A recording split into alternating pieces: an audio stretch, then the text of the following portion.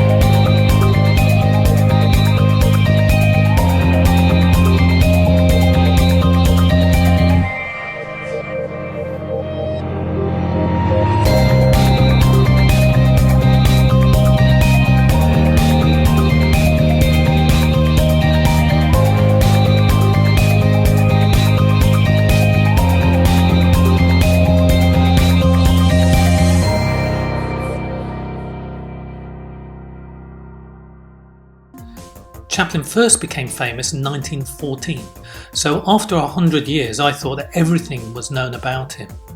In the 1980s, David Robinson had written a seminal biography, and Kevin Brownlow had made his Unknown Chaplin documentary about Chaplin's working process.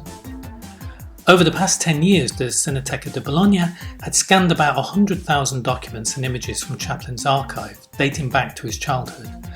I was looking through the materials, trying to find a way to tell Chaplin's story. Then it struck me. I'd make a book showing how Chaplin made his films. Nobody had done that before, and quite frankly, that was the aspect of his art that interests me the most. I had access to the immense Chaplin archives in France and Switzerland. They had storyboards, story ideas, scripts, continuity pages, daily production reports, letters, telegrams, and previously unpublished writings. I also researched in London, New York, Los Angeles, Paris and Bologna, and found previously unpublished photos, interviews and manuscripts. All this research revealed many treasures, both personal and professional, and I'm happy to share them in this book. The book includes things like Chaplin's first film contract for Keystone, personal letters to his brother Sidney, one of them listing the Keystone films he directed, telegrams and a full synopsis for The Professor, a film that Chaplin made but never released, storyboards for The Circus, photos that show Chaplin entertaining visitors on his sets, including city lights, the music sheet for the nonsense song from Modern Times when the tramp spoke for the first time in his films, photos that show the original ending of Modern Times before it was reshot, designs for the unfilmed monoblimp sequence for The Great Dictator, a transcript of Chaplin's directions to Paulette Goddard during the filming of The Great Dictator. There's a whole chapter on Chaplin's unmade films. It includes Joseph von Sternberg's Woman of the Sea, which Chaplin produced as a star vehicle for Edna Purviance, but never released. He later destroyed the finished film, and we include the certificate of destruction. There are ideas for tramp films that never got made. All these texts are reproduced large enough so that you can read them yourself at your leisure. Other unmade projects include Napoleon, Regency, Shadows and Substance, and of course The Freak, which occupied the last years of his life. However, one of the greatest treasures was discovered just as we were going to press. This picture of Chaplin's mother, dressed for a performance, was found in a locked drawer in Chaplin's house. It is reproduced here for the first time. Once the research was done, the authors took over. Ellen Cheshire, Howard Hughes, Colin Odell, Michel Leblanc, FX Feeney, Jamie Russell, Cecilia Censarelli, and myself. We wrote and then rewrote the text, using as many contemporaneous interviews and on-set reports as possible, cross-referencing them with the primary documents. Our aim was to bring it to life, so that for the duration of the book you are totally immersed in Chaplin's world. This is an oral history told by the people who were there, and they reveal Chaplin's rich and detailed working process. And what an incredible working process it was. Let's take one film as an example, The Gold Rush. Although the film was based on the Klondike Gold Rush of 1896, Chaplin had also read about the Donner Party, who, while travelling to California, had become snowbound in the Sierra Nevada mountains over winter and had only survived by resorting to cannibalism. Chaplin began by shooting the scenes in the cabin, with the main characters starving and getting as many gags out of the situation as he could. For example, the tramp fights over a bone with the dog. Then the men cut cards to see who would go for help, and the tramp loses, so is condemned to go out into the frozen wilderness. The tramp gives Big Jim a book to read, but when he sees it is about cannibalism, he burns the book in the stove and puts spots of ash over his face to look contagious and unappetizing. But as the plot changed, all the associated gags that he had spent days and weeks filming were discarded. Chaplin spent 10 days filming on location in Truckee, near where the Donner Party had been trapped. But virtually none of the material was used.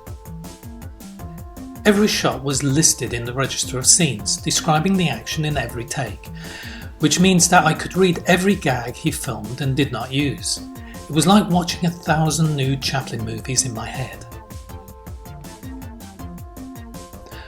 The Goldrush Town was built on Chaplin's back lot in the blazing heat of Hollywood. The mountains were constructed with a false perspective. They were made high enough to hide the studios behind them. Chaplin began filming with Lita Grey as his leading lady, but when she became pregnant, Chaplin married her, so he had to search for a replacement. Georgia Hale took over the role of the dance hall girl. Chaplin liked the way she put her hand on her hip, it showed her defiance and independence, and so he encouraged her to include it in other scenes. During the night, a storm places the cabin precariously on the edge of a cliff. Originally the sequence was going to be much longer and was to be preceded by the tramp falling out of the cabin, chasing after it, and eventually pulling himself back in with the aid of a rope.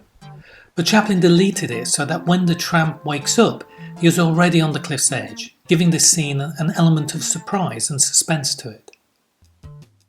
For the final scene, at the end of shooting, Chaplin shot on the Emma Alexandra, a ship sailing from Los Angeles down to San Diego and back. Then he decided to change George's clothes to the fur coat, so he reshot while the ship sailed from LA to San Francisco. It took 5,240 takes during a shooting schedule spread over 15 months to complete The Gold Rush. Even after the Los Angeles premiere, Chaplin cut the movie again in preparation for the New York premiere. Nothing was too much trouble for Chaplin to make it right, to make it perfect. He was courageous and fearless enough to put his own money into the making of his movies, to write, act, edit, direct, produce, and even distribute his own movies, not just in America but worldwide.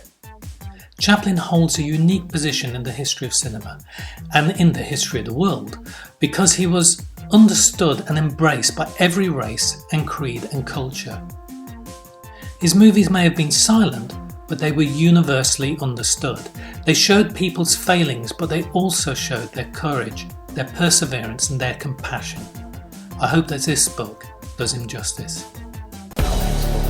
Which he hoped and believed would be a major work.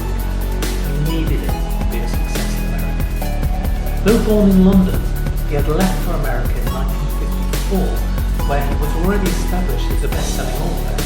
His last novel to be published in the US was Fowler's End,